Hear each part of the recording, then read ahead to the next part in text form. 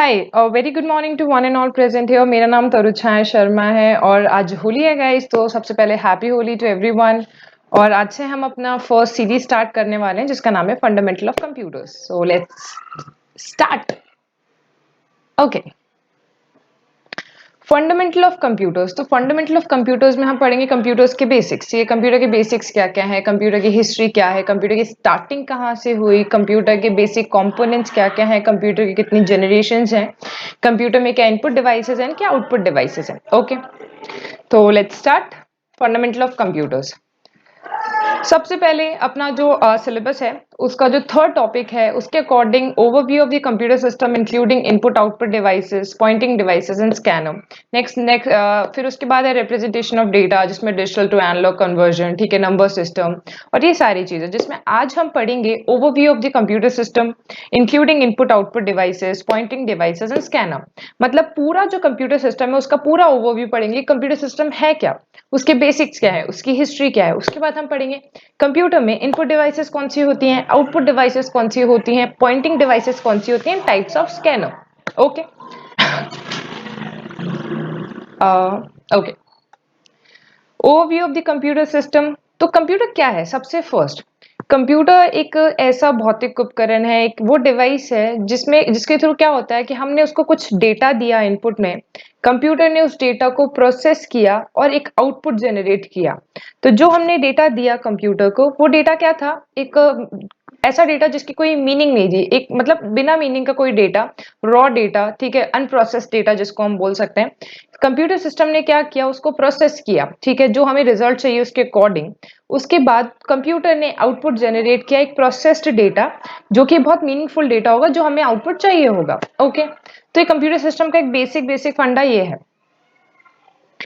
तो कंप्यूटर की हिस्ट्री, सबसे पहले अपन कुछ क्वेश्चंस वो देखेंगे, बेसिक क्वेश्चन जो एग्जाम में आने के फुल चांसेस हैं। तो फादर ऑफ कंप्यूटर, कंप्यूटर का पिता या कंप्यूटर का जनक किसे कहते हैं? वो है चार्ल्स बेबेज, ठीक है, फादर। अब यहाँ पे ना एक क्वेश्चन ऐसे बन जाता है कि क्वेश्चन आ जाएगा फादर ऑफ कंप्यूटर साइंस कौन है, उसमें ऑप्शन में एलन ट्यूरिंग दे देंगे, चार्ल्स बेबेज दे देंगे, एडा ऑगस्टा दे देंगे। अब आप तो सोचेंगे यार फादर ऑफ कंप्यूटर तो अपन ने पढ़ा था चार्ल्स बेबेज है। नहीं, फादर ऑफ कंप्यूटर, कंप्यूटर के पिता तो चार्ल्स बेबेज है, लेकिन कंप्यूटर साइंस के पिता हैं Alan Turing. Okay, father of personal computer, personal computer आए थे अपने फोर्थ जनरेशन के टाइम पे, and father of personal computer हैं हेनरी एडवर्ड, ठीक है। पर्सनल कंप्यूटर्स को माइक्रो कंप्यूटर्स भी कहते हैं, और फर्स्ट जो पर्सनल कंप्यूटर था वो था ऑल्टर 8800, ठीक है। फर्स्ट कंप्यूटर प्रोग्रामर है एडा ऑगस्टा। क्वेश्चन एग्जाम में आ सकता है कि who is known as the first computer program, या फर्स्ट कंप्यूटर प्रोग्रामर जो थी वो कौन थी या कौन थे? तो वो थी एडा अगस्टा, ठीक है। ये तो नॉर्मल बेसिक 4-5 क्वेश्चंस है। ये क्वेश्चंस का अपन सीरीज नेक्स्ट करेंगे इसके बाद, ठीक है।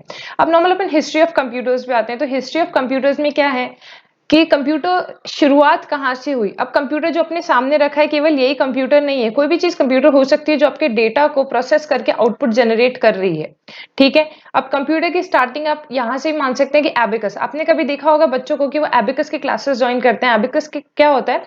एक ऐसा स्केल जैसा होती है जिसमें बीड्स लगी हुई होती हैं, और एक नीचे का मैं स्टार्ट ही कर देती हूँ। तो abacus, slide rule, Pascaline, Jacquard loom, Babbage का difference engine, analytical engine, Atanasoff Berry computer, ENIAC जिसे electronic numerical integrator and calculator या कंप्यूटर भी कहते हैं, यूनिवेक है, ठीक है। तो ये सारी चीजें अपन करेंगे वन बाय वन। तो फर्स्ट एबिकस, एबिकस को 4000 साल पहले किन्होंने इन्वेंट किया था? चाइनीज लोगों ने।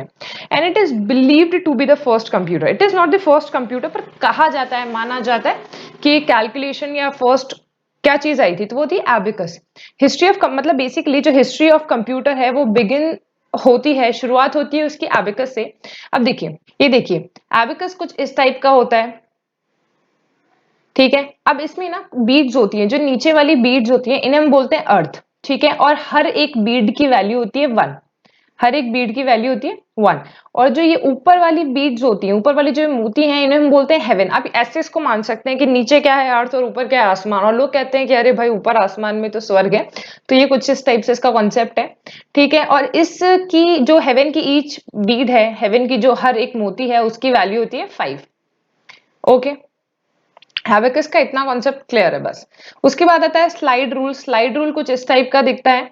स्लाइड रूल एक मैकेनिकल एनालॉग कंप्यूटर है विच इज यूज्ड, इसको यूज किया जाता था शुरुआत में मल्टीप्लिकेशन एंड डिवीजन के लिए, या फिर कोई एक्सपोनेंशियल फंक्शंस यूज कर रहे हैं या रूट फंक्शन अपन बना रहे हैं जैसे वर्गमूल, घनमूल और ये सारी चीजें, लॉगरिथम वाली फंक्शंस जो अपन यूज करते थे। पर इसको बेसिक जो अपन एडिशन और सब्ट्रैक्शन जो जोड़ गुना जोड़ गुना नहीं, जोड़ घटाव करते हैं उसके लिए यूज नहीं किया जाता है स्लाइड रूल को।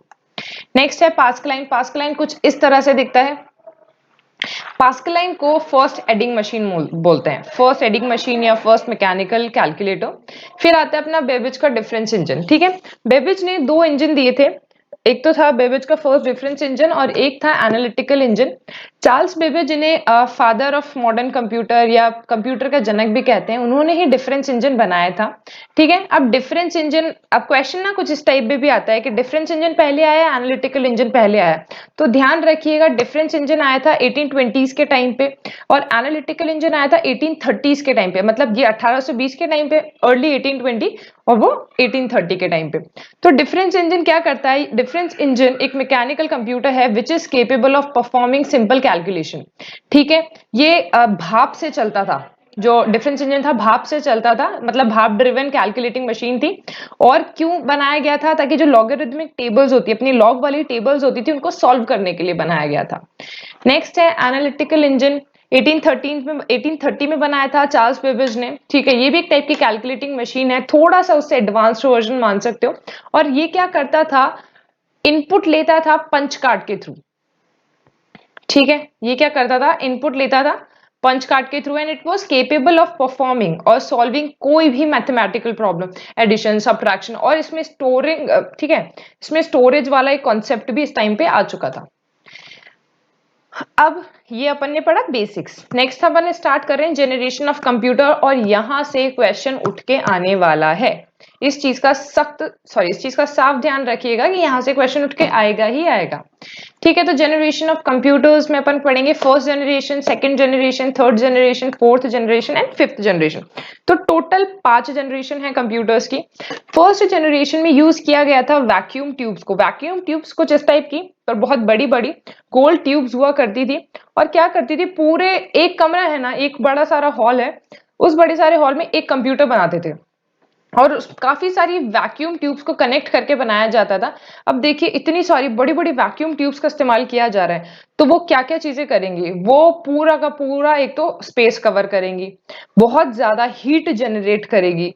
ठीक है, बहुत ज्यादा हीट जनरेट करने के चक्कर में थोड़ा सा नहीं है कि उसका जो इलेक्ट्रिक कंजम्पशन है, बिजली की खपत बहुत ज्यादा होगी। ठीक है, ये इसके थोड़े ड्रॉबैक्स हैं, लेकिन उस टाइम पे फर्स्ट कंप्यूटर बना था, बहुत बड़ी बात थी। फर्स्ट जो जनरेशन में कंप्यूटर था, इसमें मशीन लैंग्वेज को यूज किया जाता है प्रोग्रामिंग लैंग्वेज की तरफ। Programming as a programming language, machine language को यूज किया जाता है। प्रोग्रामिंग लैंग्वेज में क्या होता था? 0 एंड 1 की फॉर्म में प्रोग्राम किया जाता था। सेट ऑफ इंस्ट्रक्शन जो दिए जाते थे 0 एंड 1 की फॉर्म में दिए जाते थे। इस टाइम पे जो प्रोसेसिंग स्पीड थी वो काफी कम थी, मिली सेकेंड्स में थी। और जो प्राइमरी मेमोरी थी वो मैग्नेटिक कोर मेमोरी थी। ठीक है, इनपुट फर्स्ट जनरेशन में जो इनपुट दिया जाता था वो पंच कार्ड्स के थ्रू इनपुट दिया जाता था और आउटपुट दिया जाता था as a print out generate करके आउटपुट दिया जाता था। कॉस्ट इसकी काफी हाई थी, साइज इसकी काफी हाई थी, heat generation, electrical consumption, speed इसकी थोड़ी कम थी, क्योंकि यही पता चल गया कि स्पीड इसकी कितनी है, मिली सेकेंड्स। अब अपन करेंगे सेकेंड जनरेशन। सेकेंड जनरेशन में जो टेक्नोलॉजी यूज की गई थी वो थी ट्रांसलेटर्स। ठीक है, इसमें जो प्रोग्रामिंग लैंग्वेज यूज की गई थी वो थी असेंबली लैंग्वेज। और इसकी स्पीड फर्स्ट जनरेशन के जो कंप्यूटर्स थे उसकी स्पीड से थोड़ा ज्यादा थी, माइक्रो सेकेंड इसकी स्पीड थी। इस टाइम पे जो प्राइमरी मेमोरी यूज की जाती थी वो थी magnetic core memory. Secondary memory कौन सी थी? Magnetic tape and magnetic drum. इस टाइम पे भी इनपुट दिया जाता था पंच कार्ड के थ्रू एंड आउटपुट आती थी एक प्रिंटिंग डिवाइस के थ्रू। इसकी जो कॉस्ट और साइज थी हाई थी। ठीक है, मतलब जितने भी इलेक्ट्रिकल जो कंजम्पशन था वो भी काफी हाई था, पर कंपैरेटिवली फर्स्ट जनरेशन वो कम था। तो फर्स्ट जनरेशन के कंप्यूटर के अकॉर्डिंग ये काफी ज्यादा अच्छे कंप्यूटर्स थे। नेक्स्ट हम यूज करेंगे थर्ड जनरेशन। थर्ड जनरेशन में इंटीग्रेटेड सर्किट्स यूज किया जाता था। इंटीग्रेटेड सर्किट्स क्या होते थे? एक चिप हुआ करती थी, कोई भी सिलिकॉन या कोई भी सिलिकॉन की एक चिप हुआ करती थी, और उसमें thousands of components, hundred of components, lakhs of components, मतलब हजारों लाखों की संख्या में कंपोनेंट्स लगे होते थे। कंपोनेंट्स क्या हो सकते सकते थे, रजिस्टर्स हो सकते थे, कैपेसिटर्स हो सकते थे, ट्रांजिस्टर्स हो सकते थे। ये सारी चीजें कंपोनेंट्स मिलकर इन्होंने क्या किया, एक चिप में ये सब बना दिया। और इस टाइम पे जो प्रोग्रामिंग लैंग्वेज यूज हुई है वो है हाई लेवल प्रोग्रामिंग लैंग्वेज, ठीक है। इस टाइम पे जो स्पीड थी वो सेकंड जनरेशन से स्पीड थोड़ी बढ़ गई थी और नैनो सेकंड्स में आ गई थी। इस टाइम पे प्राइमरी मेमोरी यूज होने लग गई थी सेमीकंडक्टर मेमोरी के तौर पे, ठीक है। सेकेंडरी मेमोरी में अपना मैग्नेटिक टेप, मैग्नेटिक डिस्क आने लग गया था। इनपुट डिवाइस, इस टाइम पे हम कीबोर्ड एंड माउस से इनपुट देने लग गए थे, ठीक है। एंड आउटपुट डिवाइस को अपन जो जैसे अभी स्क्रीन पे आप मुझे देख पा रहे हैं, ठीक है, तो ये एज एक आउटपुट जनरेट कर रहा है। तो ये थर्ड जनरेशन के टाइम पे आउटपुट जनरेट करने लग गया था स्क्रीन पे। कॉस्ट साइज हीट का जो जनरेशन है, बिजली की जो खपत है कंपैरेटिवली कम हो गई थी और इसकी स्पीड काफी काफी हाई थी। फोर्थ जनरेशन में जो टेक्नोलॉजी यूज की गई थी वो थी VLSI और माइक्रो प्रोसेसर। ये क्वेश्चन एग्जाम में बनने के फुल चांसेस हैं कि माइक्रो प्रोसेसर कौन से जनरेशन के टाइम पे आया था। तो माइक्रो प्रोसेसर आया था फोर्थ जनरेशन में। And VLSI stand for very large scale integration, ठीक है। इस टाइम पे programming languages, high level programming languages आ गई थी। इसकी स्पीड थर्ड जनरेशन से काफी ज्यादा पिको सेकेंड्स में थी। सेमीकंडक्टर मेमोरी यूज करने लग गए थे। इस टाइम पे सेकेंडरी मेमोरी के तौर पर CD, DVDs, ब्लू डिस्क और ये सारी चीजें आ गई थी, ठीक है, ब्लू रे डिस्क। इनपुट डिवाइसेस में अपने पास सारी डिवाइसेस आ गई थी, माउस, स्कैनर, क्योंकि देखिए माइक्रो प्रोसेसर यहाँ पर आ चुका है। माइक्रो प्रोसेसर मतलब पर्सनल कंप्यूटर बनने चालू हो चुके हैं। जो अपन पर्सनल कंप्यूटर यूज कर रहे हैं वो फोर्थ जनरेशन में आ चुके थे। Okay, wait. Touch screen printer, इसका जो इलेक्ट्रिकल कंजम्पशन था, जो कॉस्ट थी वो काफी कम हो चुकी थी यहाँ तक, ठीक है। और इसकी स्पीड काफी ज्यादा हाई। अब हम बात करेंगे फिफ्थ जनरेशन की। फिफ्थ जनरेशन के कंप्यूटर्स क्या है भाई, ठीक है। एक जनरेशन के कंप्यूटर्स में जो टेक्नोलॉजी यूज की गई थी वो थी ULSI, ultra large scale integration, ठीक है। अब इस टाइम में अल्ट्रा लार्ज स्केल इंटीग्रेशन के साथ साथ और कौन कौन सी टेक्नोलॉजी ऐड कर दी गई थी, तो सॉरी, और कौन कौन सी टेक्नोलॉजी ऐड कर दी गई थी, तो वो टेक्नोलॉजी थी artificial intelligence, robotics, voice recognition system, speech recognition system, ये सारी चीजें ऐड कर दी गई थी। इस टाइम पे Java as a high level language आ चुकी थी और इंटरनेट भी इसी टाइम पर आया था। इस टाइम पे स्पीड काफी ज्यादा हाई हो चुकी थी। अभी अपन जितने भी नोट पैड और ये सारी चीजें यूज कर रहे हैं, ये फिफ्थ जनरेशन के कंप्यूटर्स हैं। ओके, नेक्स्ट, ये रहे फर्स्ट जनरेशन कंप्यूटर के examples. Wait, first generation computers के जो एग्जांपल हैं वो है ENIAC, UNIVAC, EDVAC एटसेट्रा, ठीक है। सेकंड जनरेशन कंप्यूटर, IBM की 1620 की जो सीरीज आई थी वो सेकंड जनरेशन कंप्यूटर के टाइम पे आई थी। CDC 1604, CDC 3600। Third generation computer के एग्जांपल, ये ना थोड़ा ध्यान रखना है एक्स्ट्रा, ठीक है। वेट, ये थर्ड जनरेशन जो कंप्यूटर था, थर्ड जनरेशन कंप्यूटर के टाइम पे IBM की 360 सीरीज आ चुकी थी और ये काफी ज्यादा इंपॉर्टेंट है, इस चीज का ध्यान रखिएगा। फोर्थ जनरेशन कंप्यूटर में सुपर कंप्यूटर क्रे आ चुका था, क्रे 1, क्रे X एंड MP एटसेट्रा। और फिफ्थ जनरेशन कंप्यूटर में जितनी भी डेस्कटॉप, लैपटॉप, नोटबुक, अल्ट्राबुक, जितनी भी चीजें हम ये सब यूज कर रहे हैं ये सारी फिफ्थ जनरेशन की हैं। Okay, next slide. अब अपन ने ये सारी चीजें तो पढ़ी कंप्यूटर के बेसिक्स। अब अपन पढ़ेंगे कंप्यूटर हार्डवेयर या कंप्यूटर है क्या, ठीक है। तो कंप्यूटर एक ऐसी डिवाइस है जो कि डेटा को ट्रांसफॉर्म करता है इनटू इंफॉर्मेशन। और इंफॉर्मेशन क्या है, अपना मीनिंगफुल इंफॉर्मेशन, ठीक है। तो कंप्यूटर क्या करता है, प्रोसेस करता है इनपुट को, ठीक है, according to the set of instruction. Set of instruction क्या होता है, कोई कोड हो सकता है, जो प्रोग्राम है जो कि यूजर ने प्रोवाइड, अगर यूजर ने जो भी इनपुट प्रोवाइड करवाया है ना, वो सेट ऑफ इंस्ट्रक्शंस उसको प्रोसेस करेंगे और एक आउटपुट जनरेट करेंगे, ठीक है। जैसे यहाँ पे हो रहा है, जैसे इनपुट कीबोर्ड और माउस से हमने कोई भी इनपुट दिया कंप्यूटर सिस्टम को, ये पूरा एक कंप्यूटर सिस्टम है, ठीक है। यहां से गया, यहां से इनपुट दिया, जितने भी इनपुट पोर्ट्स हैं, ठीक है। कंप्यूटर्स का जो CPU है, इनपुट एंड आउटपुट है, ये एक दूसरे के साथ कम्युनिकेट कैसे करते हैं, सिस्टम बस के थ्रू, ठीक है। सिस्टम बस में बसेस आती हैं, data bus, control bus, address bus. तो इनके थ्रू ये लोग एक दूसरे से डेटा का ट्रांसफर है, डेटा का कम्युनिकेशन पेरिफेरल डिवाइसेस और CPU का इस तरह से होता है, ठीक है। तो अपन ने यहां से इनपुट दिया, कंप्यूटर ने यहाँ इसको प्रोसेस किया और यहाँ पे आउटपुट जनरेट किया, और वो आउटपुट आपको आपके विजुअल डिस्प्ले यूनिट पे भी दे सकते हैं और आप प्रिंटर से भी आउटपुट ले सकते हैं, ठीक है। तो बेसिकली कंप्यूटर में दो मेन कंपोनेंट्स होते हैं, हार्डवेयर एंड सॉफ्टवेयर। हार्डवेयर क्या है? हार्डवेयर वो भौतिक चीजें हैं, वो फिजिकल कंपोनेंट जिन्हें आप टच कर सकते हैं, जिन्हें आप देख सकते हैं, जैसे अपना कीबोर्ड है, जैसे अपना माउस है, जैसे अपनी स्क्रीन है, प्रिंटर है, ये सारी चीजें अपने हार्डवेयर में आ जाती हैं। सॉफ्टवेयर में क्या होता है? सॉफ्टवेयर वो चीजें या वो सेट ऑफ इंस्ट्रक्शंस, ठीक है, जिन्हें आप टच नहीं कर सकते, लेकिन आपके कंप्यूटर की प्रोसेसिंग के लिए आप उस प्रोग्राम को कैसे यूज करेंगे, उसके लिए वो सॉफ्टवेयर जरूरी है। जो सॉफ्टवेयर है वो दो टाइप के होते हैं, application software and system software. Application software क्या होता है? कोई पर्टिकुलर चीज को करने के लिए एक कोड बनाया गया, जैसे आपको ऑटोबायोग्राफी लिखनी है अपनी, ठीक है, तो अपन ने क्या बनाया, आप कुछ भी आपको लिखना है, कोई नोट्स तैयार करने, तो आपने क्या बनाया, माइक्रोसॉफ्ट वर्ड। तो माइक्रोसॉफ्ट वर्ड एक पर्टिकुलर एप्लीकेशन है जो उस पर्टिकुलर काम को करने के लिए यूज आती है। जैसे वेबकैम, मैं अभी आपसे बात कर पा रही हूँ वेबकैम के थ्रू, तो वेबकैम वेबकैम क्या है? एक एप्लीकेशन सॉफ्टवेयर है जो कि हेल्प कर रहा है मुझे ये पर्टिकुलर काम करने के लिए कि मैं किसी से डायरेक्ट बात कर सकती हूँ, ठीक है, या मैं अपना वीडियो रिकॉर्ड कर सकती हूँ। ये चीजें हैं, मतलब कोई पर्टिकुलर चीज करनी है तो उसके लिए एप्लीकेशन सॉफ्टवेयर काम आता है। और एप्लीकेशन सॉफ्टवेयर सिस्टम पे अच्छी तरीके से चल सके उसके लिए क्या काम आता है? System software. तो मतलब सिस्टम को चलाने के लिए सिस्टम सॉफ्टवेयर काम आएगा, और कोई पर्टिकुलर चीज यूज करनी है तो उसके लिए एप्लीकेशन सॉफ्टवेयर यूज आएगा। सिस्टम सॉफ्टवेयर में अपने पास क्या होता है? सिस्टम सॉफ्टवेयर में ऑपरेटिंग सिस्टम होता है, कि जैसे ऑपरेटिंग सिस्टम क्या करता है, कि इंटरफेस की तरह काम करता है कंप्यूटर और अपने बीच में, ठीक है, कि अपन कंप्यूटर से डायरेक्ट कैसे वो कर पाते हैं, कि अपन ने कंप्यूटर ऑन किया, ऑपरेटिंग सिस्टम लोड हुआ, ठीक है, बूटस्ट्रैप लोडर से, और आप अपना काम करने लगे या किसी भी सिस्टम को चलाने के लिए। अब आते हैं हम लोग इनपुट डिवाइसेस पे। इनपुट डिवाइसेस क्या होती है? वो सारी डिवाइसेस जो एक कंप्यूटर सिस्टम को इनपुट देने के काम आती है। इनपुट मतलब कोई भी हम डेटा कंप्यूटर को दे रहे हैं तो कैसे देंगे? कोई भी इनपुट डिवाइस के थ्रू। तो कंप्यूटर को डेटा देने के लिए जो भी चीज हमें हेल्प करती है वो इनपुट डिवाइसेस होती हैं। इनपुट डिवाइसेस काफी सारी होती हैं जो आप अपनी रोजमर्रा की जिंदगी में यूज करते हैं। वो है keyboard, mouse, scanner, track ball, light pen, microphone, OCR, OMR, ठीक है, barcode reader, joystick, touch panel, touch pad, ये सारी अपनी इनपुट डिवाइसेस होती हैं। देखिए, कीबोर्ड कीबोर्ड में लगभग 103 से 108 कीज होती हैं, ठीक है, फंक्शन कीज होती हैं, मॉडिफाई कीज होती हैं, नेविगेशन कीज होती हैं, नंबर कीज होती हैं। ये सारी चीजें से हम अपने सिस्टम को हमने इनपुट दिया, कंप्यूटर ने इनपुट लिया, ठीक है। कीबोर्ड में क्या होता है, नीचे ना हर एक की के नीचे एक की एनकोडर लगा होता है, कि आपने सपोज आर दबाया तो वो उसको एनकोड करेगा कंप्यूटर सिस्टम, ठीक है, बिट वाइज, और वो वहां पे आगे इनपुट देगा, ठीक है। माउस है, माउस अपना वर्क करेगा। माउस ना दो टाइप के होते हैं, एक मैकेनिकल माउस होता है, एक ऑप्टिकल माउस होता है। मैकेनिकल माउस में तो क्या होता है, नीचे एक रबर बॉल लगी होती है ना। ऑप्टिकल माउस में क्या होता है, लेजर और मतलब बीम के थ्रू वो चीजें कन्वे करते हैं। स्कैनर क्या होता है, स्कैनर क्या करता है, कोई भी इमेज है, टेक्स्ट है, उसको एक डिजिटल इमेज में कन्वर्ट करता है स्कैनर।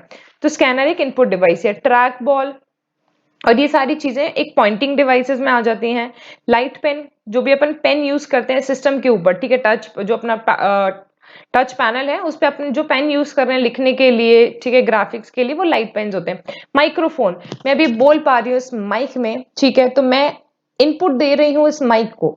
ये माइक क्या कर रहा है, मेरे वॉइस को डिजिटल सिग्नल में कन्वर्ट करके वहां तक प्रोड्यूस, वहां तक उस चीज को ट्रांसमिट कर रहा है, ठीक है, तो ये इनपुट दे रहा है। ओसीआर क्या होता है, ओसीआर होते हैं ऑप्टिकल कैरेक्टर रीडर, ठीक है, ये क्या करता है, वेट, ओसीआर क्या होता है, ऑप्टिकल कैरेक्टर रीडर, ये क्या करता है, इमेज को कन्वर्ट करता है टेक्स्टेबल रीड या एडिटेबल टेक्स्ट के फॉर्म में, ठीक है। ओएमआर क्या होता है, ऑप्टिकल मार्क रीडर, ठीक है, ये क्या करता है, जैसे हम लोग एग्जाम देते हैं, जो वो बबल शीट होती है ना एग्जाम में, जिनमें हम गोले बना बना के आते हैं ब्लू एंड ब्लैक पेन से, तो ओएमआर क्या करता है, उसको रीड करता है, उस बबल शीट को रीड करता है। और किस तरह से रीड करता है, ये एक ना लाइट देता है, ये बीम देता है।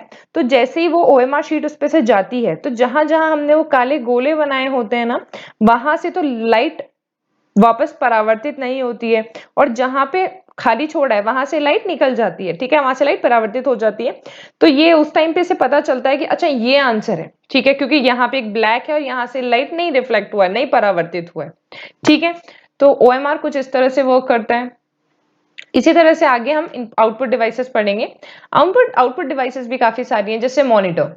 अभी आप मुझे मॉनिटर पे देख पा रहे हैं, अपनी फोन स्क्रीन या कंप्यूटर स्क्रीन पर देख पा रहे हैं, तो ये कैसे वर्क कर रहा है, ये एक आउटपुट जनरेट कर रहा है आपके लिए, आप देख पा रहे हैं उस चीज को, आप उस चीज को यूज कर पा रहे हैं एज आउटपुट, ठीक है। मॉनिटर को वीडीयू, विजुअल डिस्प्ले यूनिट भी कहा जाता है। स्पीकर्स, स्पीकर से आप सुन पाते हैं कोई चीज आप इनपुट ले पा रहे हैं किसी सिस्टम से, तो वो सिस्टम आउटपुट है, ठीक है, वो सिस्टम आपको एक आउटपुट दे रहा है और आप उस चीज को सुन पा रहे हैं।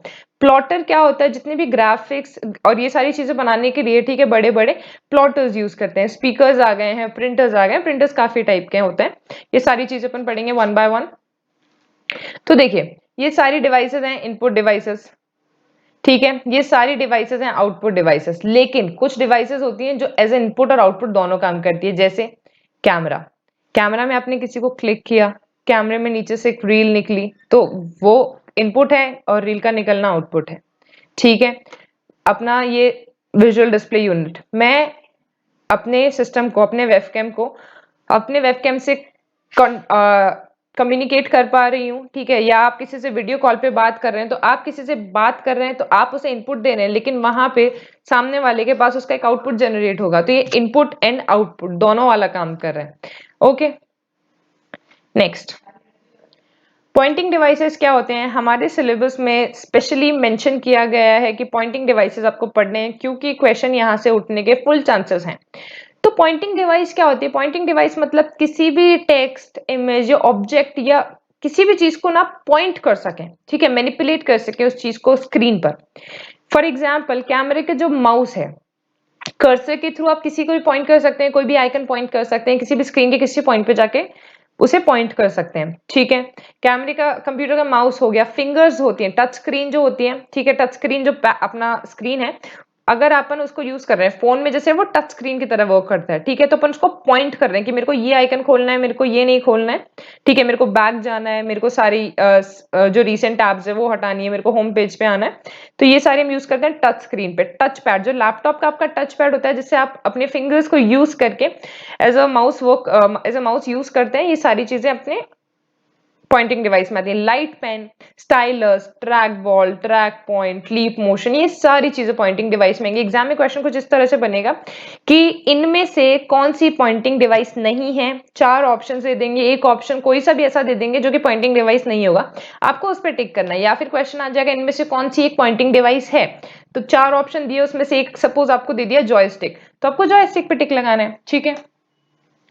नेक्स्ट, एग्जाम का जो अपना सिलेबस है उसमें गिवन है स्कैनर एंड इट्स टाइप। तो स्कैनर क्या होता है? स्कैनर एक ऐसी इनपुट डिवाइस है जो जितने भी अपने डॉक्यूमेंट्स हैं, फोटोग्राफ्स हैं, टेक्स्ट है, उस चीज को एक डिजिटल फॉर्म में कन्वर्ट करता है, ठीक है। स्कैनर काफी टाइप के होते हैं, कुछ एग्जांपल्स हैं, flat bed scanner, slide scanner, handheld scanner, drum scanner, ठीक है।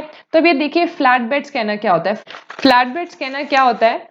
फ्लैट बेड स्कैनर एक फोटोकॉपी मशीन की तरह होता है, और ये क्या करता है, नीचे इस पर ना एक कांच का ग्लास लगा होता है और नीचे से एक लाइट जनरेट होती है जो कि राइट टू लेफ्ट मूव कर दिया, और ऊपर आपने कोई भी अपना ऑब्जेक्ट रखा, जैसे ही light right to left move किया, ठीक है, वो उसको स्कैन करते हुए निकल गया और उसने उसकी एक डिजिटल कॉपी कन्वर्ट कर दी है, ठीक है। तो एक फोटोकॉपी मशीन की तरह होती है। स्लाइड स्कैनर होता है, ठीक है, कि एक स्लाइड है उसको स्कैन किया। हैंडल स्कैनर क्या होता है? जैसे सपोज कोई बड़ा सारा अपने पास ऑब्जेक्ट है और अपने को उसको हैंडल स्कैनर से स्कैन करना है, तो अपने हैंडल स्कैनर इस टाइप की इतनी बड़ी डिवाइस आती है, ठीक है, आपने उसको लगाया उस पर और इस तरह से उसको मूव किया, वो स्कैन करते हुए आगे बढ़ गया, ठीक है। ये थोड़ा पोर्टेबल होता है, इसलिए इसको ज्यादा यूज किया जाता है और ज्यादा प्रेफर किया जाता है, ठीक है, लेकिन इसकी जो रेजोल्यूशन है वो काफी कम होती है। नेक्स्ट अपने पास ड्रम स्कैनर आ गया। ड्रम स्कैनर एक ड्रम की तरह होता है, फॉर एग्जाम्पल ये रहा, ठीक है। उसके बाद शीट फेड स्कैनर क्या होता है? शीट फेड स्कैनर एक प्रिंटर की तरह होता है, फैक्स मशीन की तरह दिखता है, और वो भी यही काम करता है। तो देखिए flat bed scanner looks like miniature printer, एक छोटे प्रिंटर की तरह दिखता है, ठीक है, या फिर एक फोटोकॉपी मशीन, जेरॉक्स मशीन की तरह हम बोलते हैं, ठीक है। फ्लैट बेड स्कैनर एक कॉमनली यूज किया जाता है होम ऑफिस फंक्शन इन सब में, ठीक है, ये अपने बता चुके हैं। शीट फेड स्कैनर क्या होता है? थोड़ा स्मॉलर होता है फ्लैट बेड स्कैनर से, और ये बुक्स वगैरह के लिए यूज नहीं होता है, सिंगल शीट्स के लिए होता है, क्योंकि ये ना कन्वर्ट नहीं कर सकते। सिंगल शीट लगाया, स्कैन किया, चलो काम खत्म, सिंगल शीट लगाया, स्कैन किया, काम खत्म, इस तरह से। ड्रम स्कैनर क्या होता है? स्कैन करता है डॉक्यूमेंट को एंड प्रोड्यूस करता है बहुत हाई रेजोल्यूशन रेट, काफी अच्छी खासी है, क्या करता है, ये एक फोटो मल्टीप्लायर ट्यूब होती है, ठीक है, जो कि एक लाइट सेंसिंग डिवाइस होती है। इसमें चीज को डाला जाता है, ऑब्जेक्ट को डाला जाता है, वो उसको स्कैन कर लेता है। हैंडल स्कैनर थोड़ा क्वालिटी इसकी कम होती है क्योंकि इसका रेजोल्यूशन काफी कम होता है, पर ये थोड़ा स्मॉल है, लेस एक्सपेंसिव है, काफी पोर्टेबल है, तो इसको ज्यादा प्रेफर किया जाता है। Next slide. Thank you for listening, thank you so much. अगर आपको ये अच्छा लगा हो तो ठीक है, नहीं लगा हो तो ठीक है, अपन ट्राई करेंगे आगे और अच्छा बनाने का। Thank you so much and happy Holi to everyone. Happy Holi. Holi की आप सभी को, आपके घर वालों को, आपके आसपास वालों को बहुत बहुत शुभकामनाएं। Please be safe and take care. Thank you.